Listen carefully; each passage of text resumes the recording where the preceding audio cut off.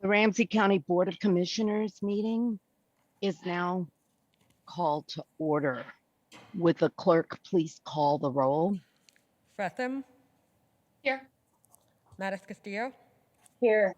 McDonough, Here. McGuire, Here. Ortega, Aye. Reinhardt, Here. Carter. Here. Thank you very much. As a point of personal privilege this morning at the start of our meeting, I'd like to begin by expressing on behalf of the Board of Commissioners our sympathies to the family of Dante Wright, shot and killed at the hands of Brooklyn Center police officers this past Sunday afternoon. We pause in this moment to acknowledge the tremendous ongoing trauma and grief of the family, and that also engulfs us all here in this Twin Cities area, and that we are enduring for far too long. As we experience the extended health and economic consequences of the pandemic, we are also mindful of the compounding impact of the painful legacies of racism and discrimination with which we have not yet fully reckoned, neither in our country or here in our state. Continuing to witness up close in our communities the terrible capacity of this legacy to continue its impact in this generation, we are ever mindful of our duty as Ramsey County policymakers and public servants together with our community to untangle the systems that serve our communities from their historic complicity in these impacts. And that is not simply in law enforcement, but in the administration of public safety and justice overall, as well as in our efforts for health and wellness and economic inclusiveness across all our work, so that it all protects and serves first and foremost the sanctity of life in all its aspects. The Ramsey County Board has already been supporting transformation, using the levers over which the county has control, together with our Ramsey County team, community and business stakeholders, and with our state and federal delegation. This is the important work of this day to which we recommit and promise our devoted attention.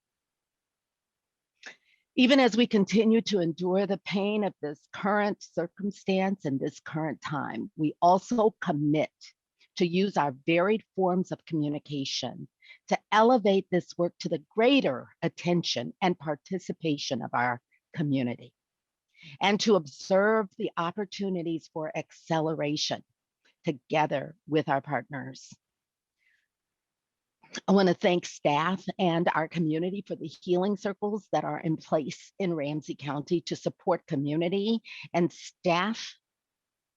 I acknowledge that those circles, the one last night, for me, was a support to help me feel the ground underneath me and to hold myself, even in my skin, to know that we are all supported in the great work that we are committed to together, and that that work will continue. We are providing support during this re-traumatizing period of the Chauvin trials, which are vividly revisiting the killing of George Floyd. And we were fortunate that that circle last night was shifted to virtual, as has been the other, due to the imposed 7 p.m. curfew. In the session last night, the pain was palpable. Hearing words like disappointed, traumatized, heartbroken, fed up. So too was the resolve, acknowledging this moment as the time for achieving the changes we need.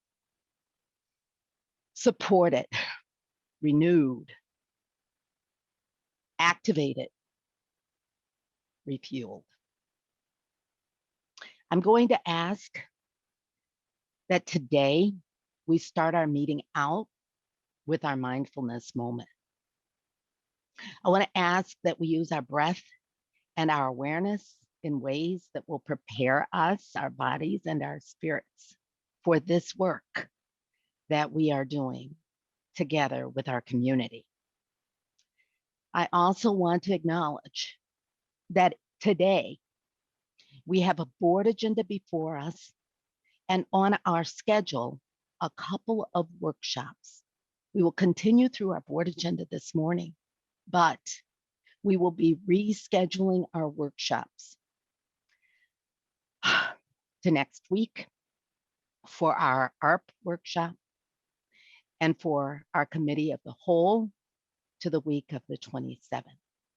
It is quite important, the work that we have to do to plan the resources to continue supporting us during coronavirus and to recover.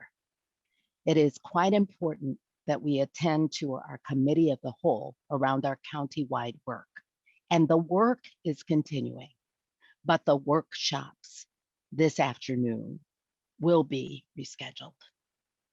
I want to thank the board for allowing me this moment and ask you for the preparation of a slightly elongated moment of mindfulness during which we will prepare ourselves for today's and the future's work ahead. I'll call for that moment of mindfulness now, after which we'll continue our board agenda. Thank you.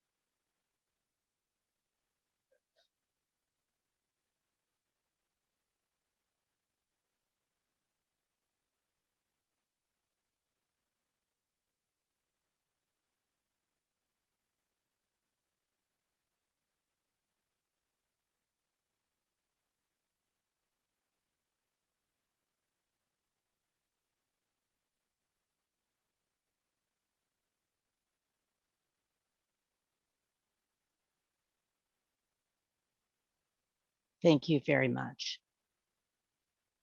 Once again, we extend our sympathies to the families of Dante Wright and all who have suffered from coronavirus,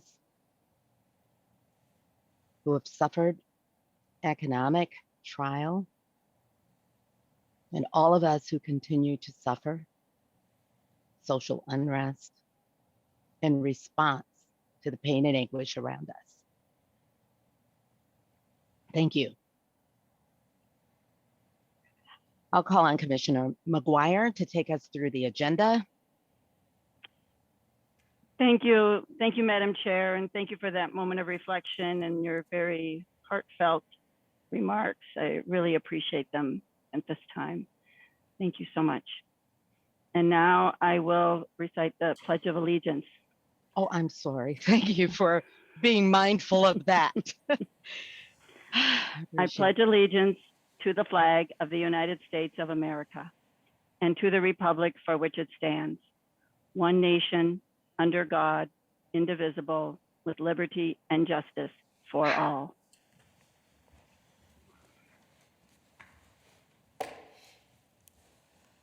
Thank you. Thank you so much for acknowledging our Pledge of Allegiance and for ensuring that we did that. And now I'll call upon you again to take us through the agenda. So Madam Chair, first of all, we should approve the agenda for today, and I'll move that. I'll move to approve the agenda. I am so sorry, you guys. It's Okay. it's a It's okay. I'm doing the agenda, Madam Chair. So we'll vote on that, Thank you. Madam There's a Chair. motion on the Yeah. agenda. Has there been a second? Yes. Commissioner McDonough Thank was you. the second. Thank you for the motion and the second on the agenda. Will the clerk please call the roll? McGuire, Aye. Ortega, Aye. Reinhardt, Aye.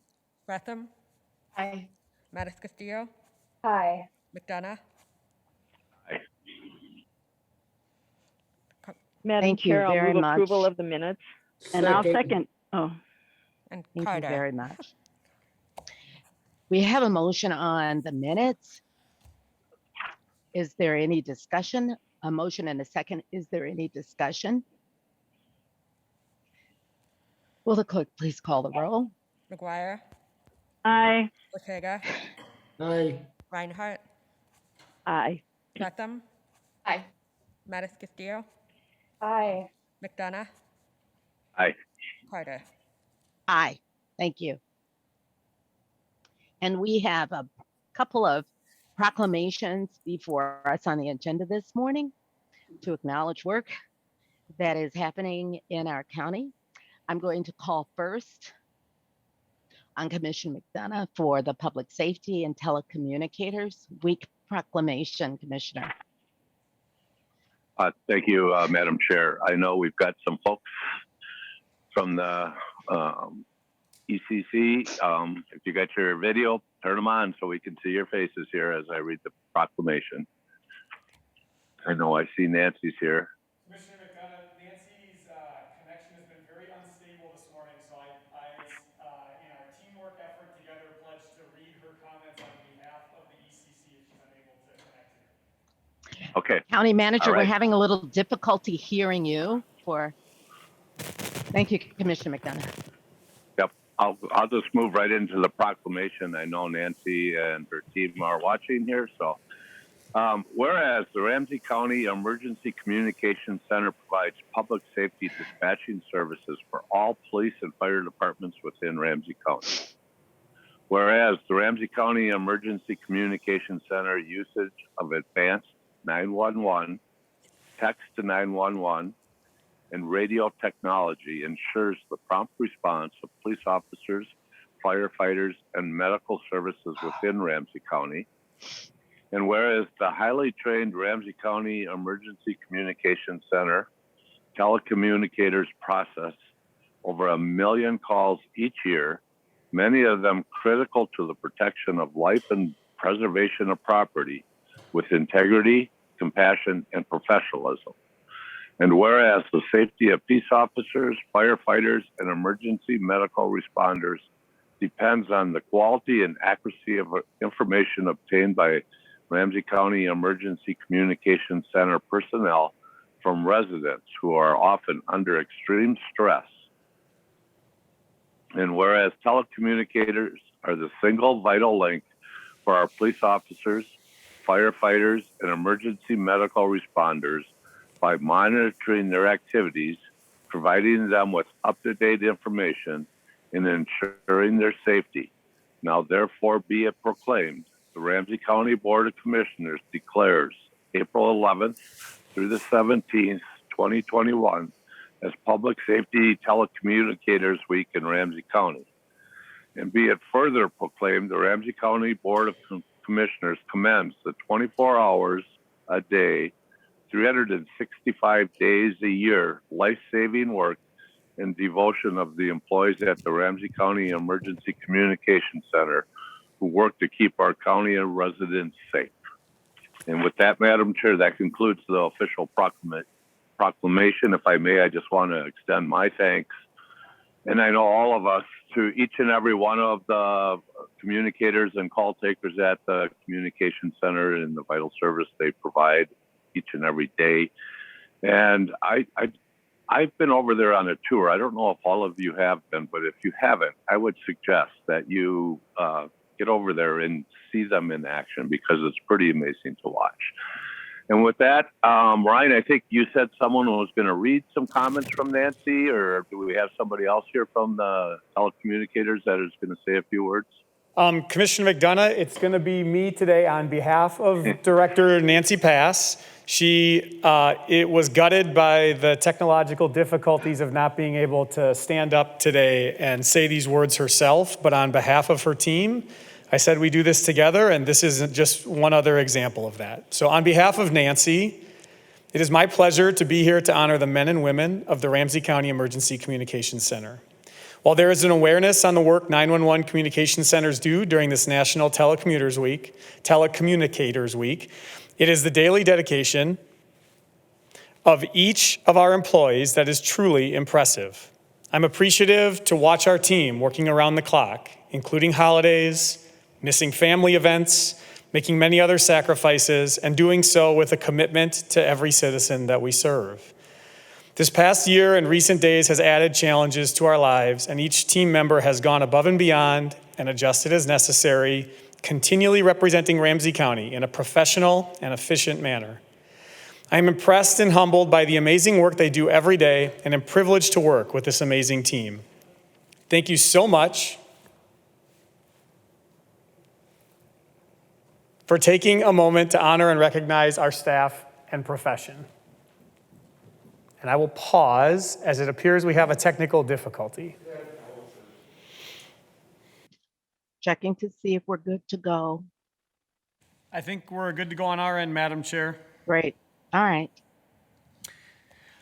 Well, I want to say thank you to all for working with us through these past few moments of difficulty. It's a reminder of how systems struggle during times like this. But thankful we have a team that has worked and we are back online. We are going to then continue our board meeting from the point at which we needed to stop for systems difficulties with our proclamation of Public Safety Telecommunicators Week. Our county manager was attempting comments on the Telecommunicators Week proclamation, and I'll turn back to County Manager O'Connor. Thank you, Madam Chair. I'll finish with the final two paragraphs from Director Pass. I am impressed and humbled by the amazing work they, our telecommunicators, do every day, and am privileged to work with this amazing team. Thank you so much for taking a moment to honor and recognize our staff and the entire profession. Thank you very much. I see live applause, and we so want to thank and appreciate all of our telecommunicators with this proclamation. We appreciate your reading it, Commissioner McDonough, and the thoughts that you shared. And we're so thankful to Director Pass for the comments that she has brought forward through County Manager O'Connor. I wanted to simply state that at a time like this, we do recognize the stress and trauma that our telecommunicators hold on all our behalf as they are responding to and directing resources and help to those who need help in our communities. And we want to acknowledge what a special role they play, how much we rely on them, and how thankful we are for their commitment and dedication to the work that they do with excellence for our community. Once again, thank you. We have a second proclamation. Madam Chair, Yes? if I could just make one comment. Sorry, I had my hand raised on the. Oh, I'm so sorry. Let me look at the comments. Let me look at you. Totally. Go okay. ahead. There may be others. Thank you, Madam Chair. I just wanted to add, as serving on the Metro Emergency Services Board as well as the State Emergency Services Board, it is often that I hear great praise and accolades specifically to our telecommunicators in Ramsey County. And so I think, this proclamation is appropriate this week, but I think an added benefit is that we have set a standard, and Nancy Pass herself has worked really hard to create a system in which, by a regional approach, she created a plan and put in place so that if, because of COVID or unrest, a emergency center in a different area was understaffed or overwhelmed, that it would roll over to an emergency center, a regional center. And so I just wanted to add that extra work that our staff in Ramsey County, our telecommunicators are among the best in the state and with great leadership from Nancy. And so congratulations. It's a well-earned recognition this week. Thank you. I appreciate that. And thanks for chiming in on that, Commissioner Metis-Castillo. So we do have a second proclamation, and I'm going to call on Commissioner Mary Jo McGuire to acknowledge our County Government Month. Commissioner McGuire. Thank you. Thank you, Madam Chair. It is indeed my pleasure and honor to read this proclamation that I know all of us on the board share.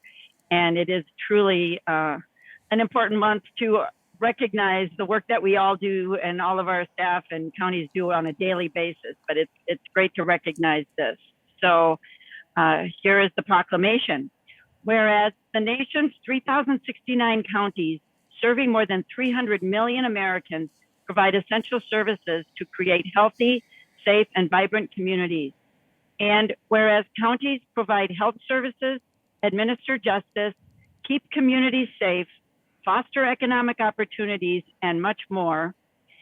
And whereas Ramsey County and all counties take pride in the responsibility to protect and enhance the health, well-being, and safety of residents in efficient and cost-effective ways. And whereas under the leadership of National Association of Counties President Gary Moore is demonstrating how counties matter, especially in supporting residents and businesses during the coronavirus pandemic. And whereas each year since 1991, the National Association of Counties has encouraged counties across the country to elevate awareness of county responsibilities, programs, and services. And whereas Ramsey County continues to be a vibrant community where all are valued and thrive, and more so during these times, serving as a county of excellence, working with you to enhance our quality of life. Now, therefore, be it proclaimed, the Ramsey County Board of Commissioners declares April 2021 as County Government Month in Ramsey County. And be it further proclaimed, the Ramsey County Board of Commissioners encourages all county officials, employees, schools, and residents to recognize the very crucial role of county government in the community. Thank you to all who make this happen. Thank you, Madam Chair. Thank you, Commissioner McGuire. And I just like a big live round of applause for all our county employees. And I'd acknowledge that that round of applause is for our employees and that our county is even bigger than that. We have so many partners and our entire community that help to make our county matter in the lives of all the people that we serve. And so thank you so very, very much to all of you for sharing in this acknowledgement at this time of County Government Month. I have asked our County Manager O'Connor to bring forward during this time highlights on some of the work that is going on in our county, some of the new work that is going on and ways in which we are guiding forward support for children and for youth development in our community. We'll hear from him during County Connections on that point. Commissioner McGuire, thank you for reading the proclamation. I am looking to see if there are comments from others. I'll pause just for a moment and also just check in with County Manager O'Connor for any final comments on County Government Month before we proceed to the balance of the agenda. Madam Chair, yes. just from a timeline perspective, so we're going to do some highlights throughout the rest of the month on the pieces of Counties Matter. So we'll be back next week, talk a little bit about youth, and then the following week we'll have another conversation then. Today we do have the short video queued up and ready to go before you transition to the next piece. Great. Thank you very much. And so we'll do that now. Counties matter. See this plastic tote right here? Well, I'm going to show you something right now. Counties serve nearly every American every day.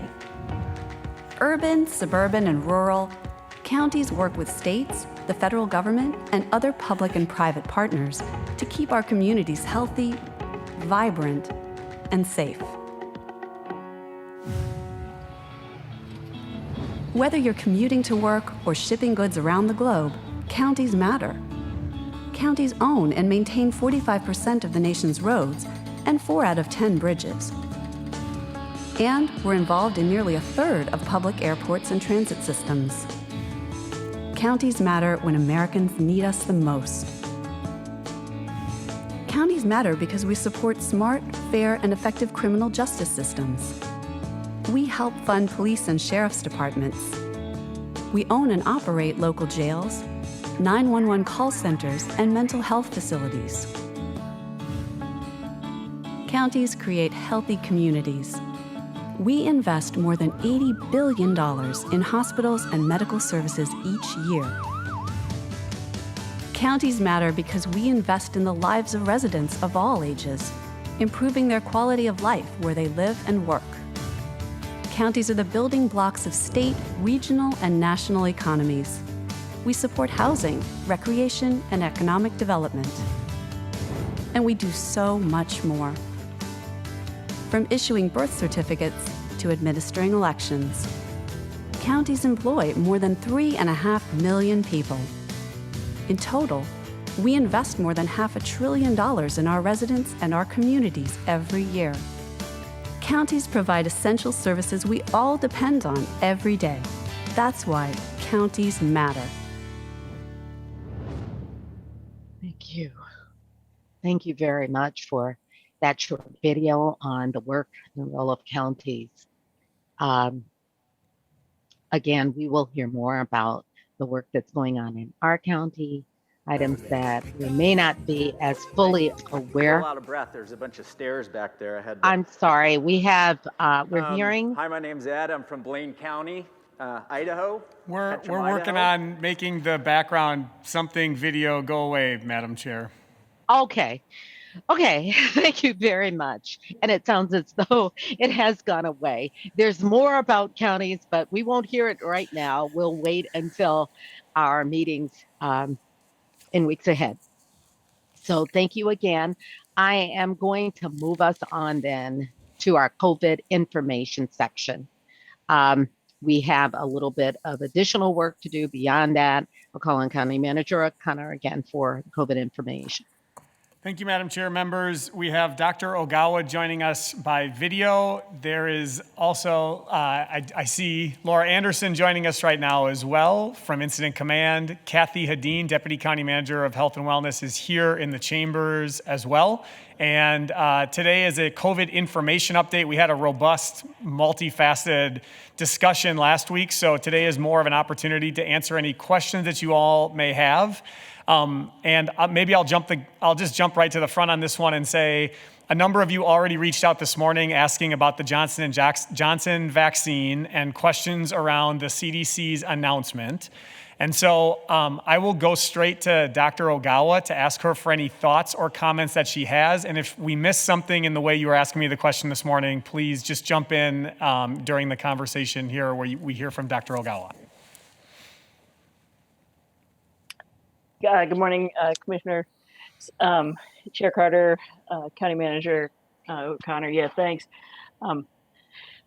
We actually had begun receiving notification that Johnson & Johnson had these elevated or had these identified cases of thromboembolism, and we were already looking at where we were utilizing Johnson & Johnson. And then by the time we actually received notification that the FDA and MDH was recommending halting, we had already pivoted. We have a large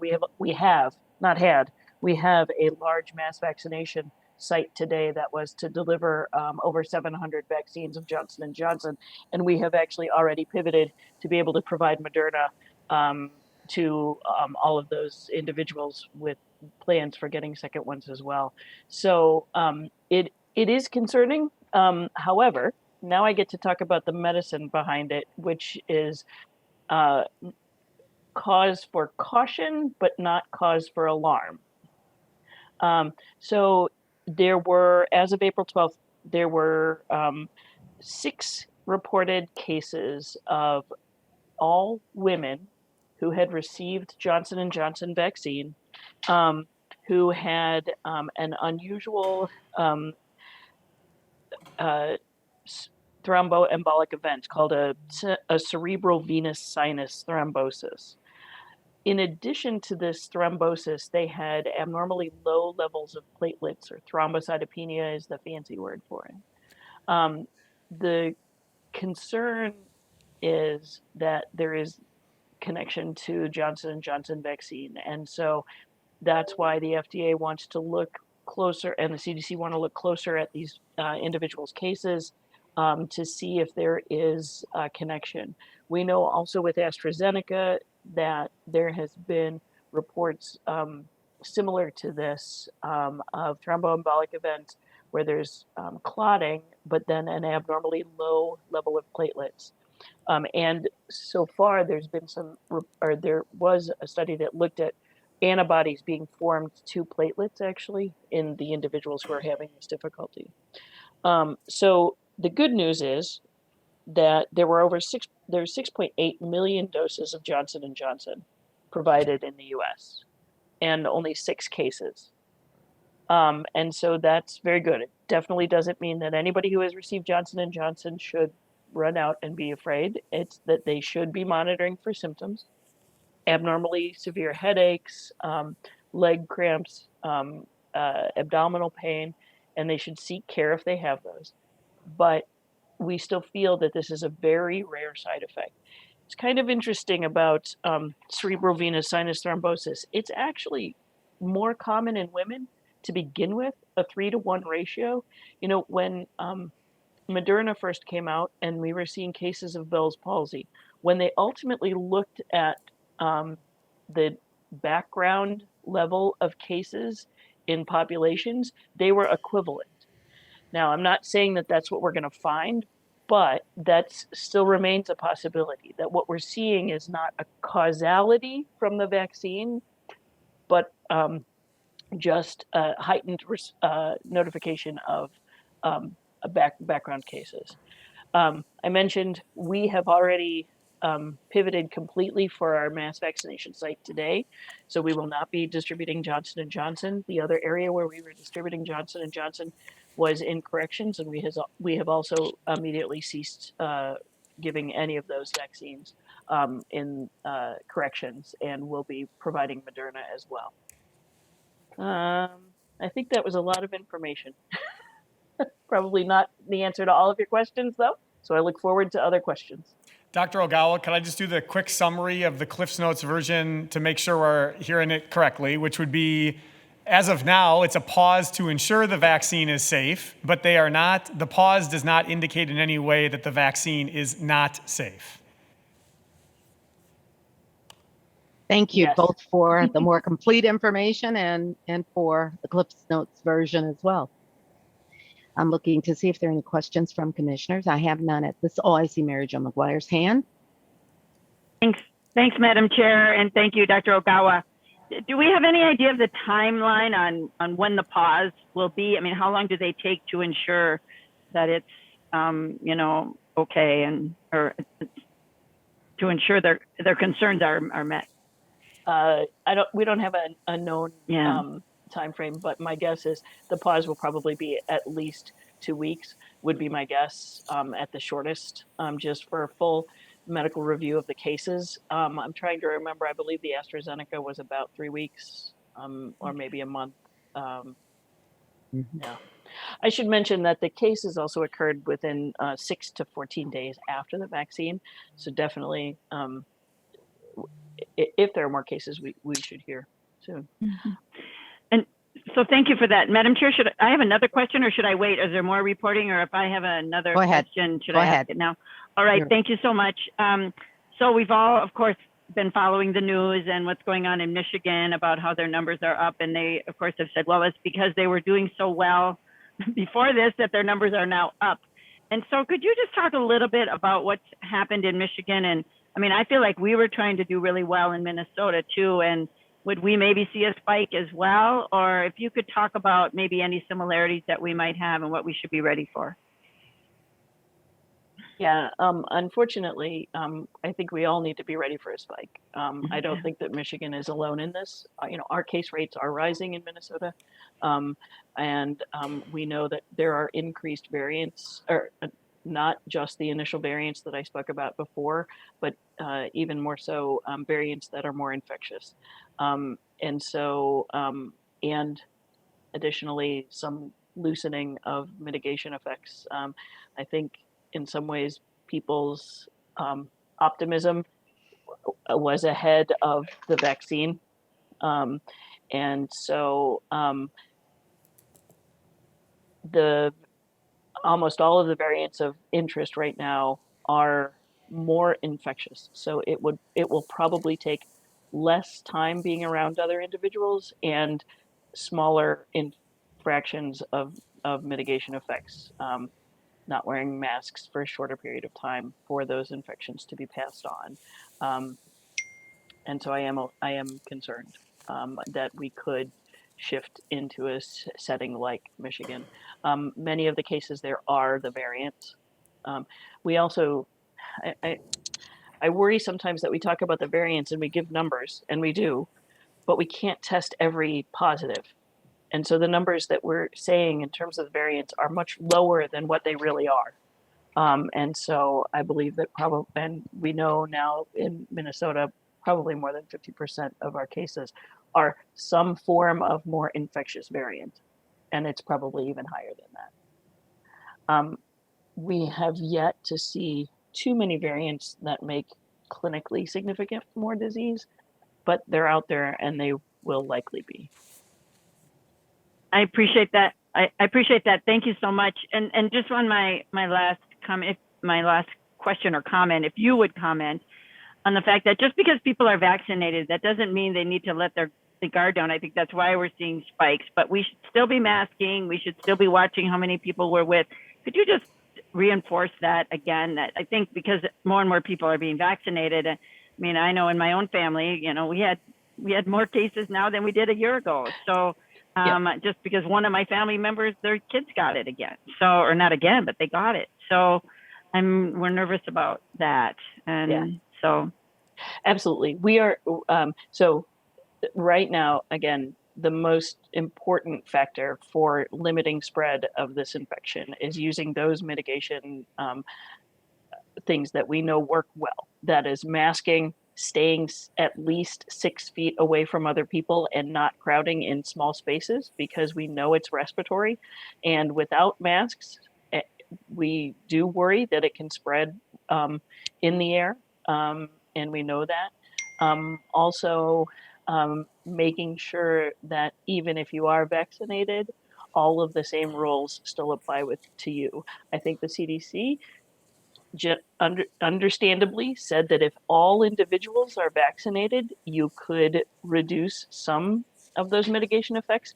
But right now, with the variants and with the possibility that the vaccines are not as effective against those variants, I really don't recommend that. I recommend that we all go back to the level of protection for ourselves, for our families, for society, because we are nowhere near the level of herd immunity to really stop this virus at all.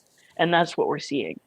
We're not anywhere near the level of vaccination that will control this pandemic. Thank you. Thank you so much for that. And thank you for all of your work, and you and Laura Anderson as well. I mean, I so appreciate it. Really Thank you. Great work. Thank you for your question, Commissioner, and Dr. Ogawa for your comments. I have Commissioner Ortega, and afterward, then Commissioner Fretham. Commissioner Ortega. Thank you, Madam Chair. Question I originally had to do with the variant, which I raised last week, but let me ask you this, Dr. Ogawa. Our spiking, how concerning is that? Because that's what a lot of my constituents have been asking is, we are spiking continuously now. And so, and of course, this is where the variance comes in, and they're asking, is it due to the variant, blah, blah, blah. And So what is it, I mean, from your perspective, how concerning is it, the rate of the spike? Yeah, from my perspective, it is worrisome. We saw sort of what we call a shoulder previously back in November, and we're seeing that same shoulder again in terms of the numbers.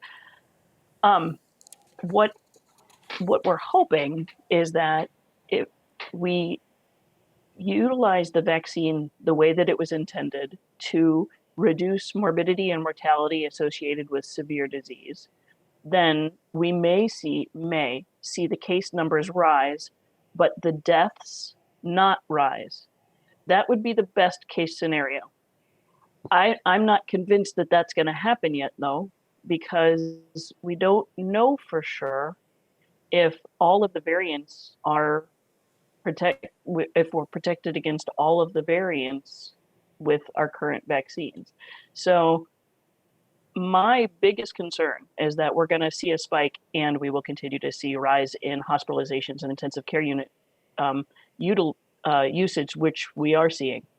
And so I am very concerned that we will see what's happening in Michigan, even though we are ahead of the curve somewhat with vaccine. So that's my biggest fear. You're asking for my honest opinion. Yeah. And I'm giving you my honest opinion. And unfortunately, again, keeping people away from each other is what we know works, and masking. And that is what we need to be doing again. And then the other component is testing. We saw a lot of people fall off from testing for who knows what reason. But we need to be testing more again. Individuals who have been around people, asymptomatic individuals, need to be being tested when they've had exposures, because it's the asymptomatic spread again that we're most concerned about. And that includes individuals who have been vaccinated. Because again, we just don't know. We have good information, but we don't have perfect information.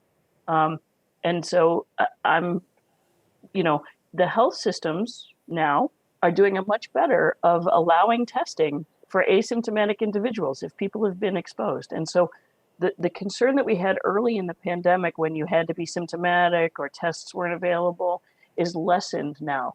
And so my other push to the public is be tested, especially children. This is why the governor recommended, and why the MDH has recommended, every 2-week testing for kids in school. We know that they are at a much higher risk for spreading the infection and us not knowing. And the only way we can know is if they're tested. Yeah.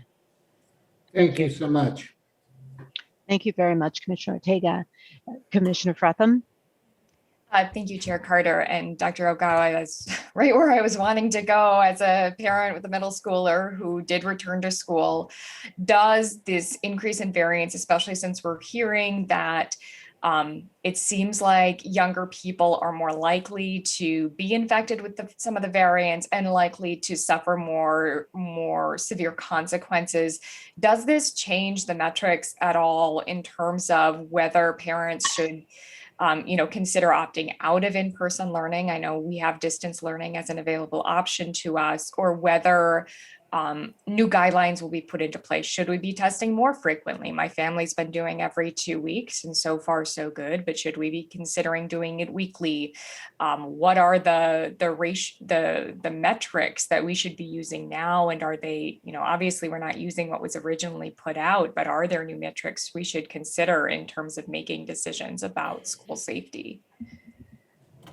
I'm going to carefully respond to the first one of the questions first, which is, should parents be testing? Absolutely.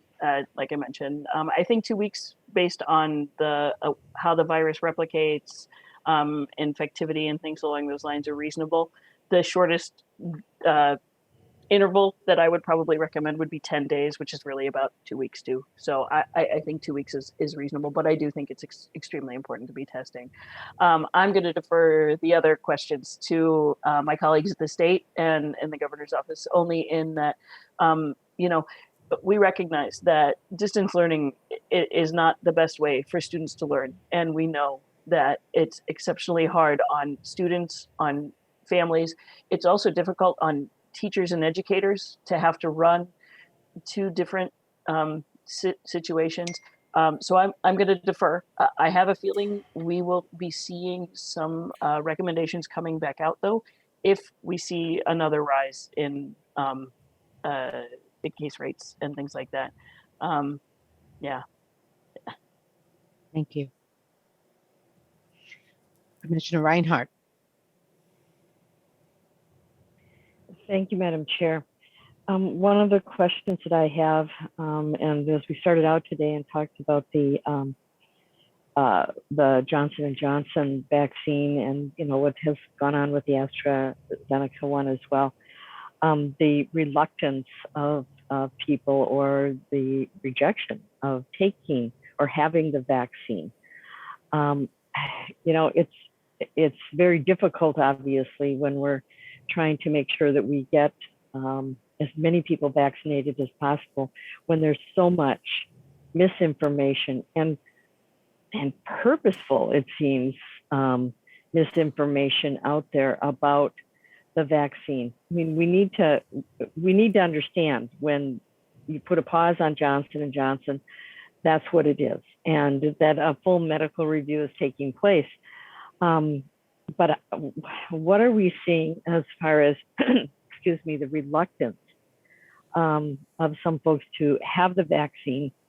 And is there any study that, or are they doing studies about people that have been vaccinated and the result, if they got if they got COVID-19 or a variant, because we know that you could still potentially get it, but that it would probably then not be life-threatening. Do we have statistics that we can show to people that this is a good thing to do? And yes, nothing is perfect in life, that's for sure. But what it means to your family, to your neighbors, to people that you've never met, as far as the reason behind taking the vaccine and what it is and what it isn't. So I know that that's a lot, but I just am hearing more and more folks saying, well, there are enough people getting the vaccine. I'm not going to get it because I don't believe X, Y, Z. And I hope that we can help to deal with that.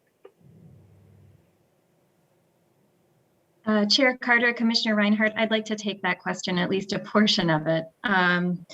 Our community liaisons have gotten very adept at addressing those questions and concerns from our residents. I think that over time, we have been able to encourage a lot of folks who were initially a little bit more concerned about the vaccines that were offered. Over time, we've seen them go ahead and schedule themselves for the vaccine, and that's really great to observe. I would say that between our health educators and our public health nurses, they're doing incredible work here in terms of communicating the importance of vaccine, again, not just for yourself, but for your community, for those around you who may be more vulnerable, who may not be able to receive the vaccine.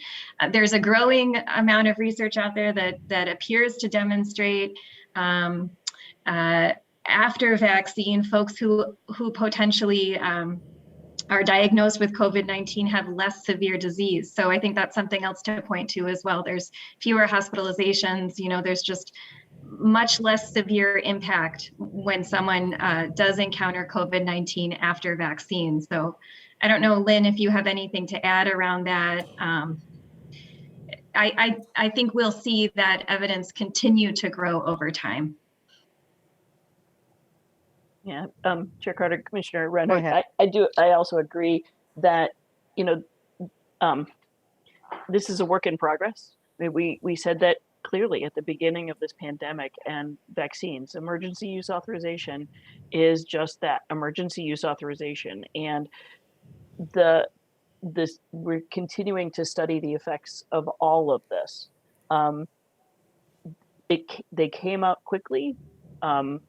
They are safe. they are effective. We just don't know to what level for all of those things yet. But we do know that COVID is exceptionally severe and has killed way too many individuals in our country, in the world. And so vaccine is an important step in that. It is difficult though, because we are going to have to continue to answer to the public and to individuals who say, well, why didn't you know this before? And we have to continue to be transparent and say, we just didn't know it before. Medicine was never very good at that before. I'm pretty good at it. And medicine is getting better at that we don't know everything. And that we have to share the information that we have as we get it.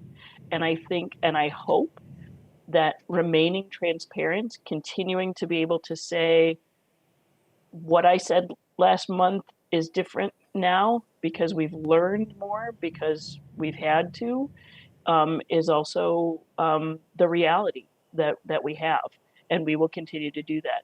I do hope that our also the relationships that we've worked with, or that we've worked on with community on all levels, will continue to bear fruit, so to speak, in terms of them being able to trust the information that we give and the recommendations that we have and the vaccine that we have to offer.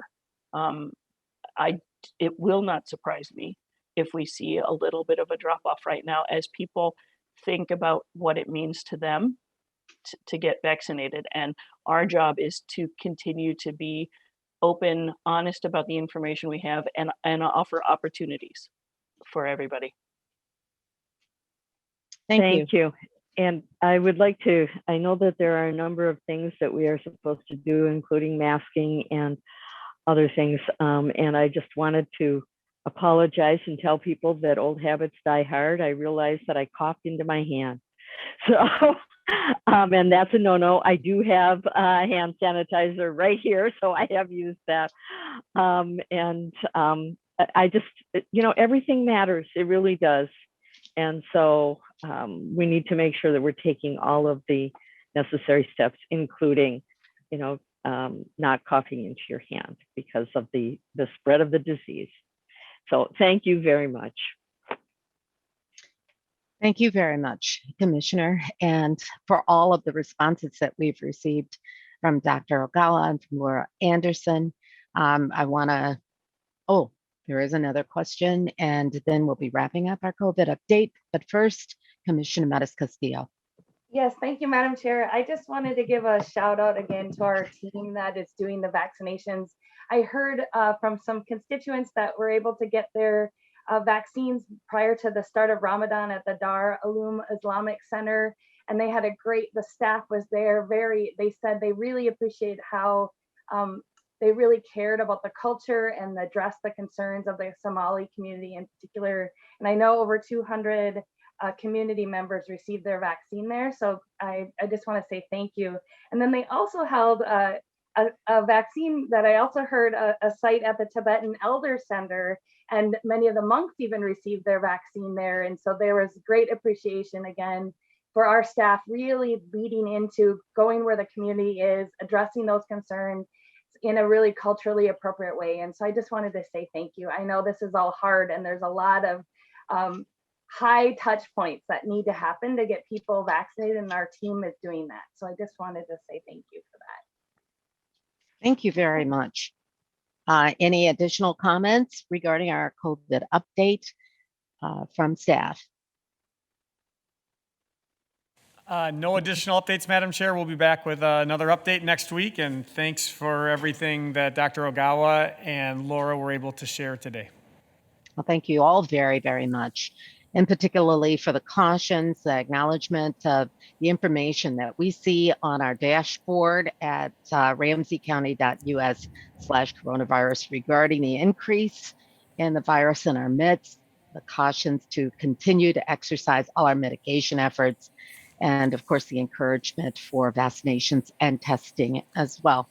I want to move us on then to our agenda. We do have a couple of items on the agenda. I'll call on Mary Jo McGuire, for our administrative agenda first. Thank you, Madam Chair. Thank you, Madam Chair. I'd like to move item number 6, participation in the Urban Institute's, excuse me, in the Urban Institute's upward mobility cohort. And then do you want me to move, I don't move the policy item now, or do I wait for that, right? We'll hold for the policy item, and yeah. thank you.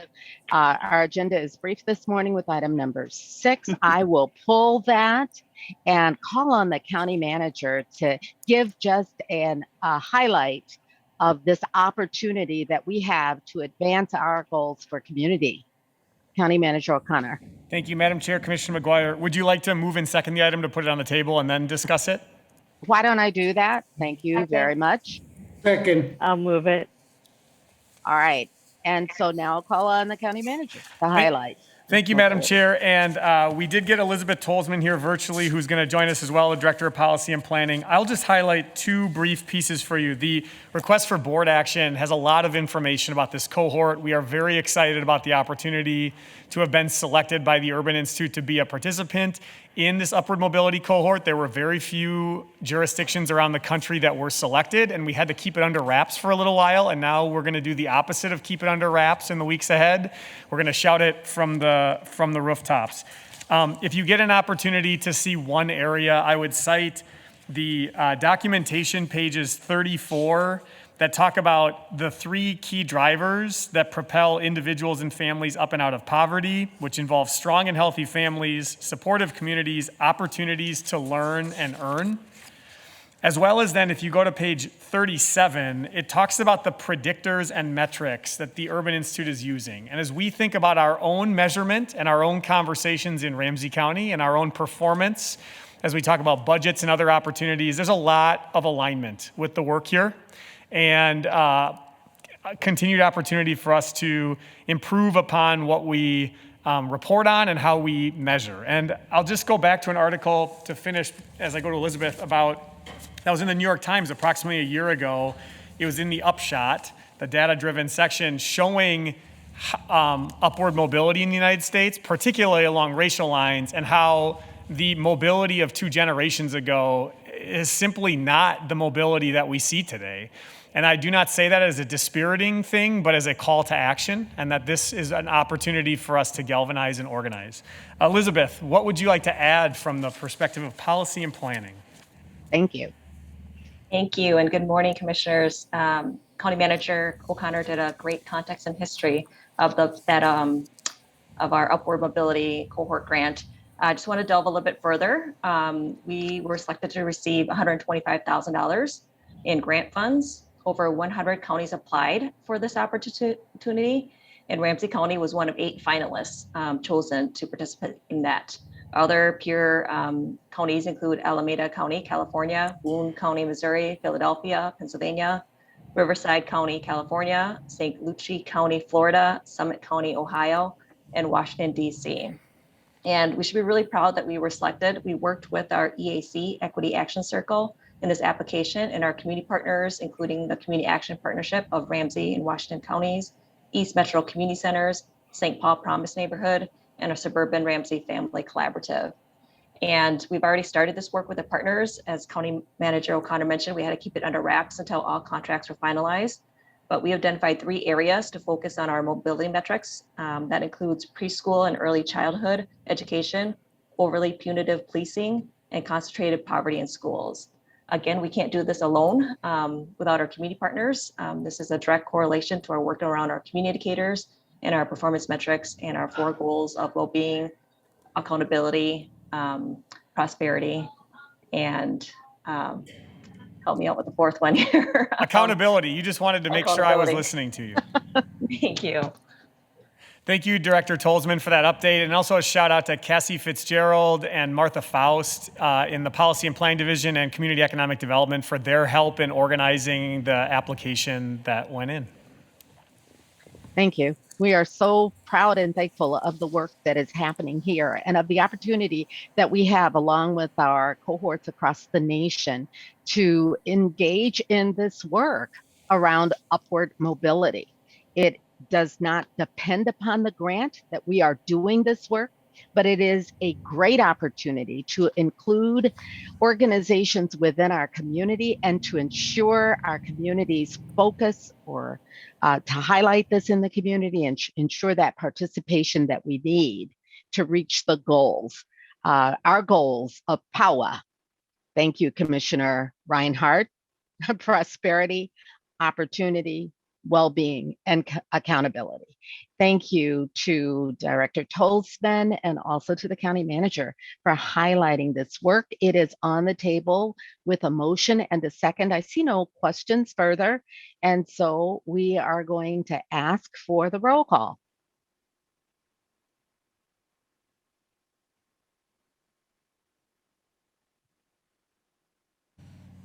McGuire. Aye. Thanks. Ortega. Aye. Reinhardt. Aye. Retham. Aye. Manis Castillo. Enthusiastically, yes. McDonough. Aye. Carter. Aye. Thank you very much. And that resolution for participation in the Urban Institute's Upward Mobility Cohort has passed. We're going to move on to our policy items. There is just one policy item also on the agenda.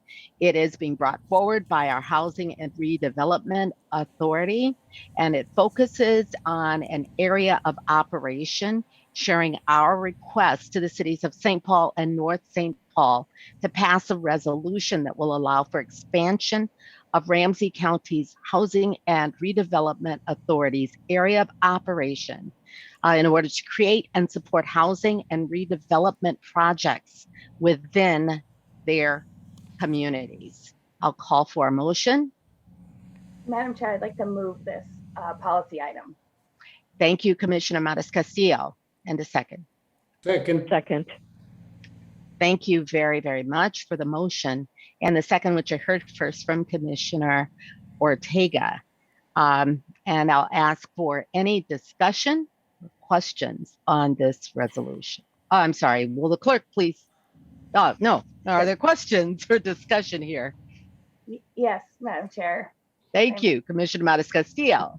Yes, Madam Chair, if I may, just to highlight this, I think this is comes at a really important time.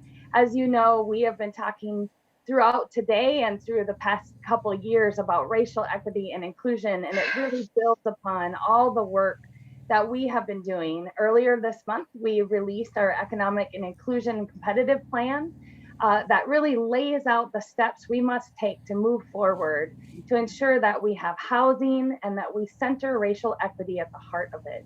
We also participated in the Mapping Prejudice event last week.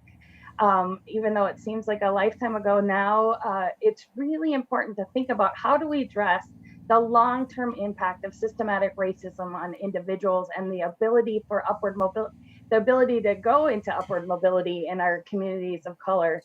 And so this policy really is a movement to work together collaboratively with all of our communities to put this plan into place and to move forward in how do we go fund housing long-term and businesses long-term into the future.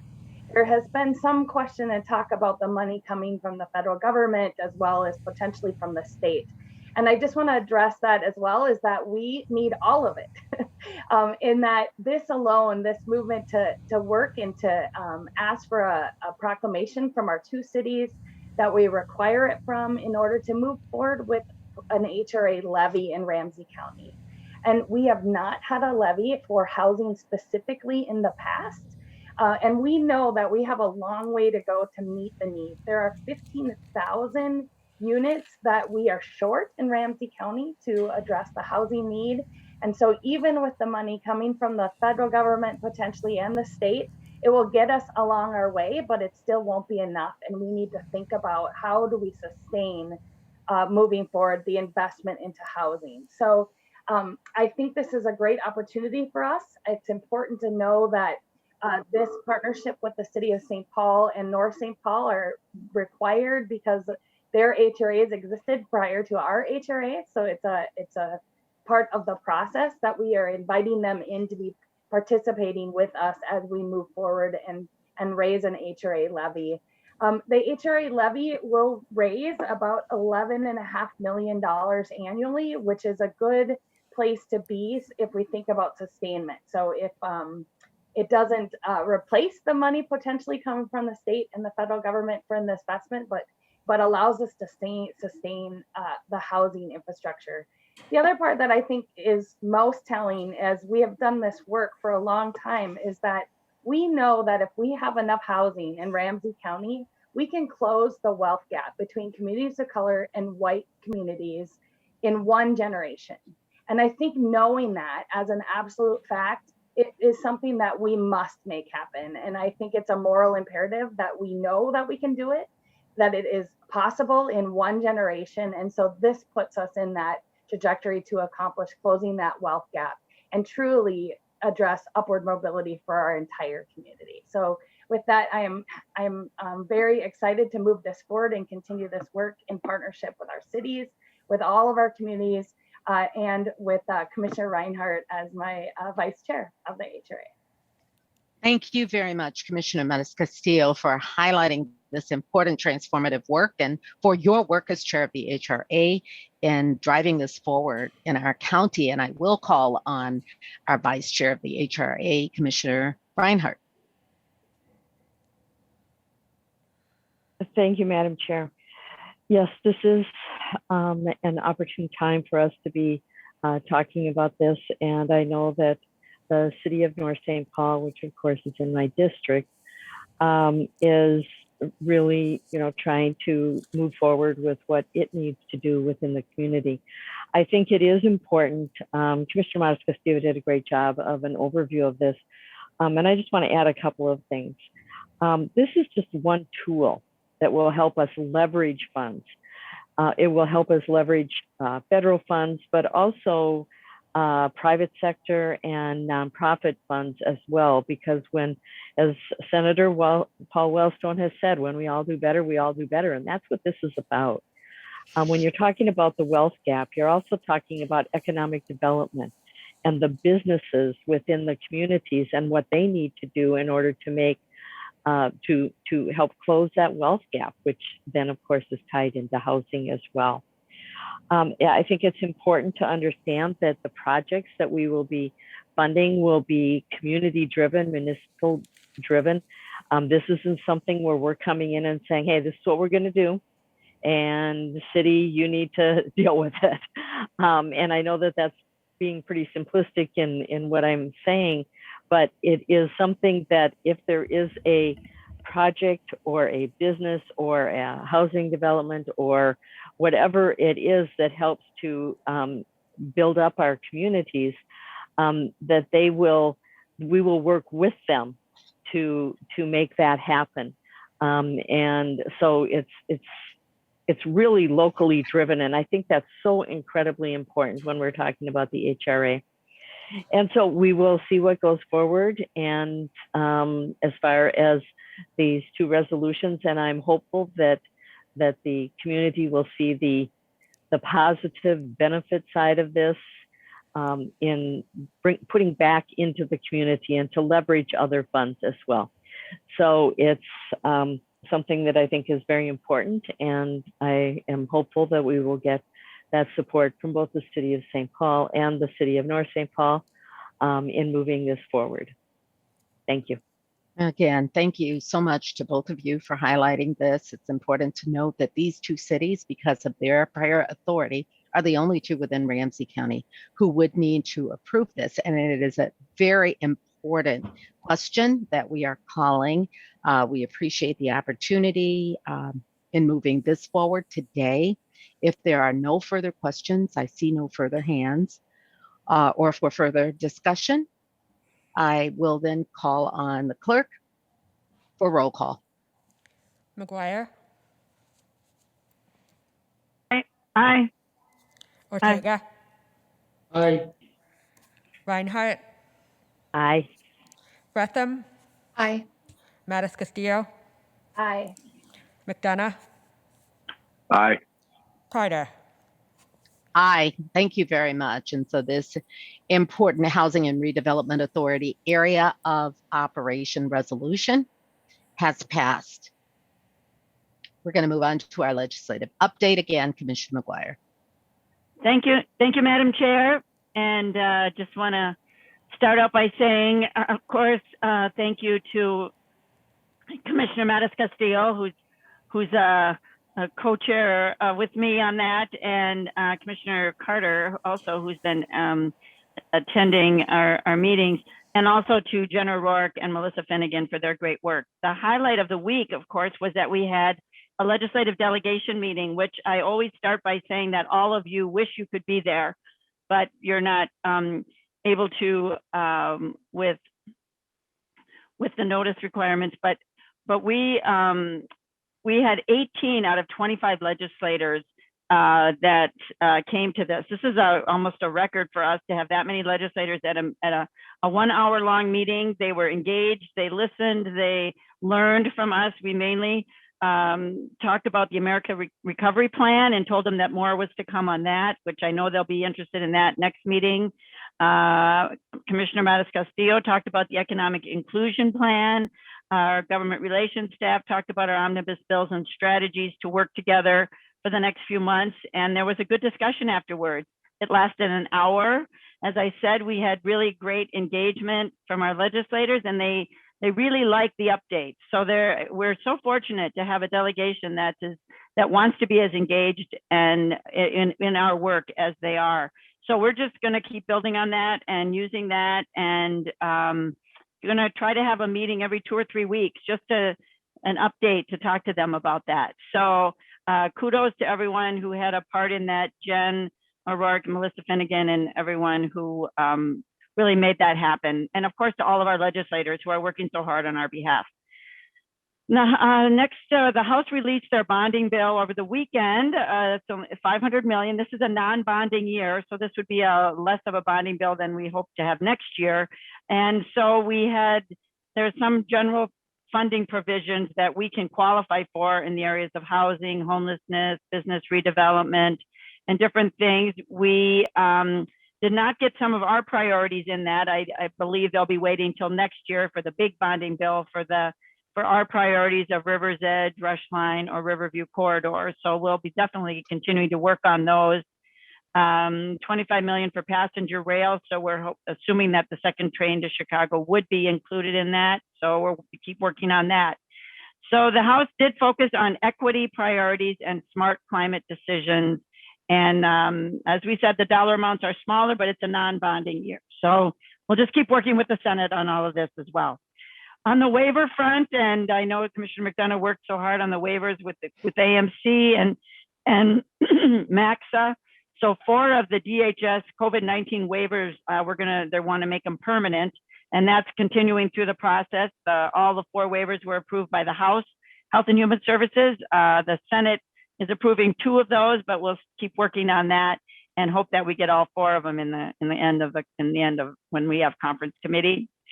Last Friday's third deadline moves us into another phase of the legislative session. This is where omnibus bills will be working on their final committees, the House Ways and Means and the Senate Finance.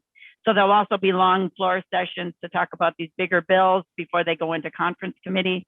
And also they'll start doing passing smaller bills, which we aren't hearing much about, but there are some other, there's other bills that are coming through the process. So with that, our federal funding is a lot going on there, but we'll be giving updates on that as needed. So just thanks again to everyone who's doing the hard work on these issues. So with that, if anyone has anything they'd like to contribute or any issues that you're working on that we need to highlight, I welcome that now. Thank you for your overview, Commissioner McGuire. I'm looking and I don't see hands. I think you've done a great job of just summarizing the work that's going on. And again, thank you to everyone for your participation and leadership as we move our agenda forward. We're going to go on then beyond this to our county connections, going back to County Manager O'Connor. No update today, Madam Chair. Appreciate it. And then our outside board and committee reports. For that, I am going to start with Commissioner Ortega and then come back around alphabetically. as we go. Commissioner Ortega. Madam Chair, let me just make it short. Of course, we all participate in all the NACO activities. So we did have a NACO Transportation Committee meeting and going over the infrastructure bill and so forth. Also, we had for me anyway, is the first real meeting of rethinking I-94. It was a good meeting. I basically listened, trying to catch up since it's really my first time on this committee. And a lot of sharing by city council members and a lot of other folks about their vision for that community. It looks like a grand vision, and we just got to move forward on it and work on it. It's a long-term vision, and we need to be cognizant of the pieces and how do we move it forward.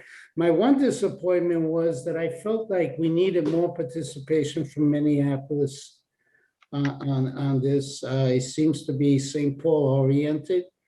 And I think that in the long term, we're going to need Minneapolis to be more enthusiastic about rethinking I-94. Thank you. Thank you very much, Commissioner Ortega, and for the work that you are doing as our delegate there at the table on rethinking I-94, this once-in-a-generation opportunity to ensure that that guideway serves our community, not simply cars, but all who are engaged and around that area.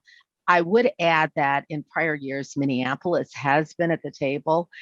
Certainly want to make certain that we are partners working there together. It may be the timing for them right now could have made it more difficult, but we'd love to hear from you and also work with you to ensure that that will be the case. Thank you so very much for the update.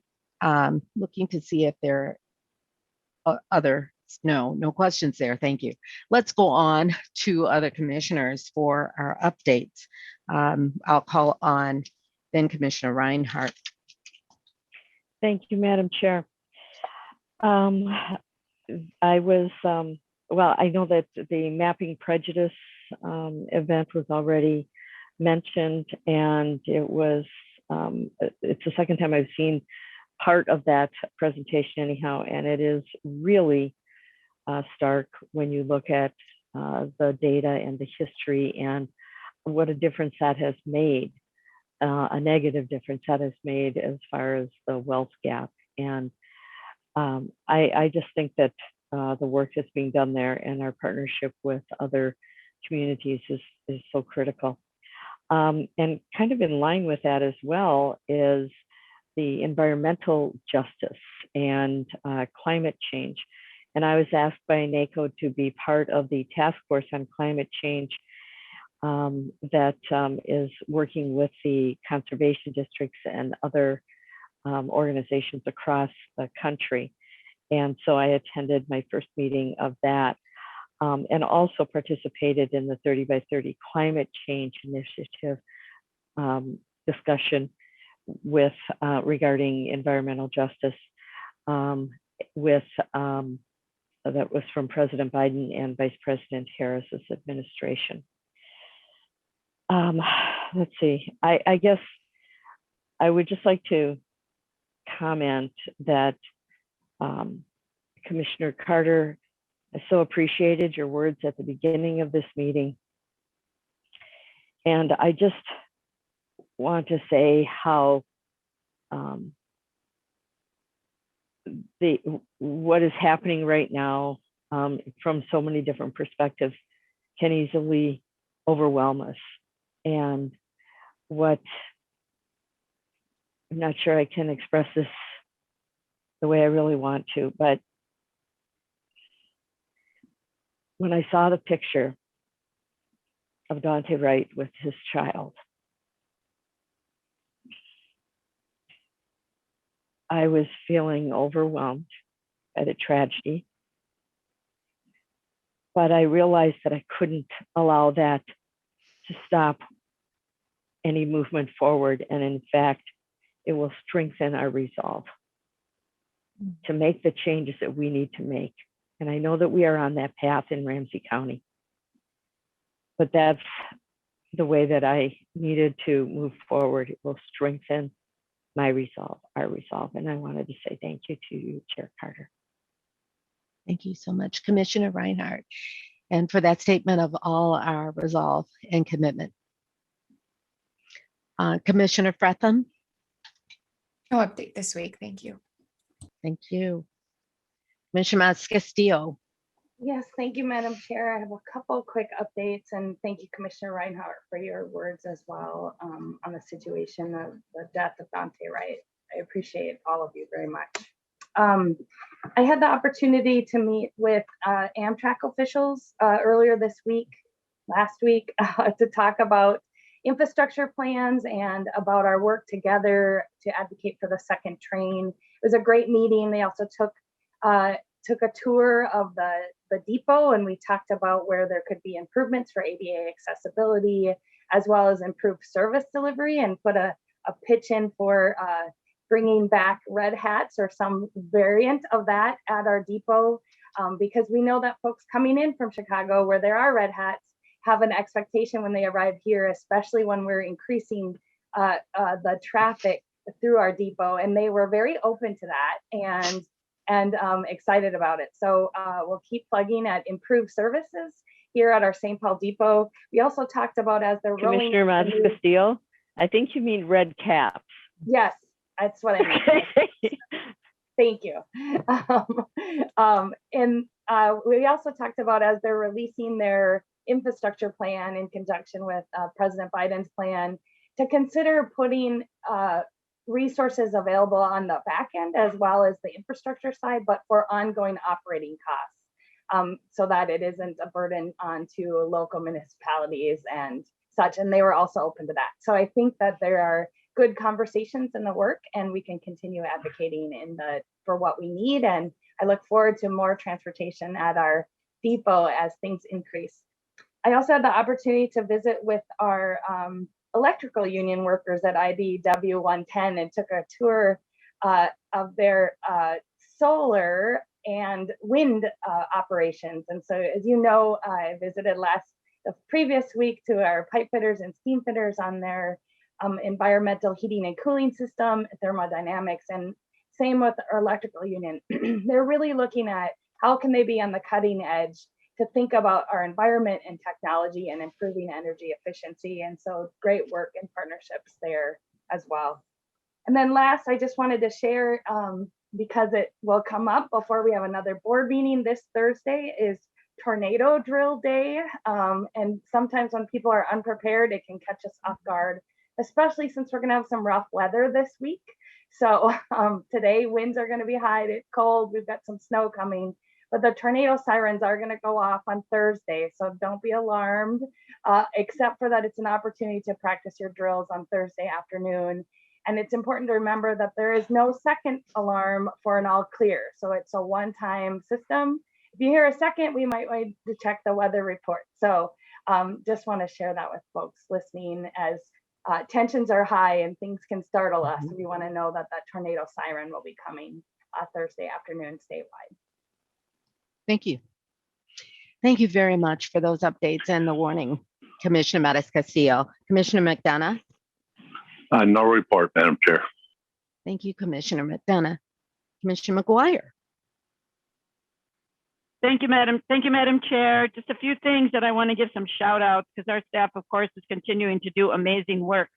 So I was at a Ramsey County League of Local Government meeting last Friday, and we heard from our school representatives, or some of the superintendents and the reps, that were talking about how they're managing through this pandemic and how they're returning to school or returning to in-person teaching and things like that. And unsolicited, several of them, and they all agreed that the Ramsey County Public Health was being amazing and coming and helping them. They were speaking to their school districts. They were helping them with their decisions, and I was so proud, of course, as I always am. But it was great to hear them, all of them, just thank our Ramsey County Public Health for their work in helping them through all of this. So thank you for that. I just want to give a shout out to our Master Gardener program. Our volunteer coordinator of Master Gardener, Darren Lochner, has been helping our Rotary because we have a service project working with plantings and then working with kids in the gardens out in our area here. And he's been really great at speaking to our Rotary and working with our green team on that. So just a shout out to all the Master Gardeners who I know are starting to really engage in the outdoor activities now, and the great work that they do in our communities in helping us all do that great work of our gardening and flowers and things. The Education and Training Committee of the Association of Minnesota Counties of AMC met, and they're doing some really great programming. So I just want to encourage all of us to look and see what they've got going. You know, it's about, they do sessions on burnout. They do sessions on how people are working from home. They have a lot of great sessions coming up, and our AMC board meeting will be this Friday. So I just wanted to give people a heads up on that. And my last thing is the Child Care Policy Action Group will also have our meeting on Thursday. So thank you, Madam Chair. And thank you so very much, Commissioner McGuire. I'm going to hold on updates at this time, knowing that we will be moving into our Regional Rail Authority meeting, and noting again that we are postponing, we'll be reposting and rescheduling our county board workshops, which had been scheduled for today, including our Committee of the Whole Strategic Team workshop and also our board virtual discussion on the American Rescue Plan. So please look for the repostings and for the opportunity for those workshops later. And finally, just a thank you again to our entire leadership team and Ramsey County team, and to our community for the work that we are doing together in uplifting transformation, focusing on our vision of a vibrant community where all are valued and thrive. Thank you to our partners, and thank you for all of us for seeing this time as a time for accelerating the work that we are doing together toward the transformation that we need. And so we'll be moving into our Regional Rail Authority meeting. It is 10:46. We'll come back together on this link for that meeting at 11 o'clock. And now we are formally adjourned. Thank you.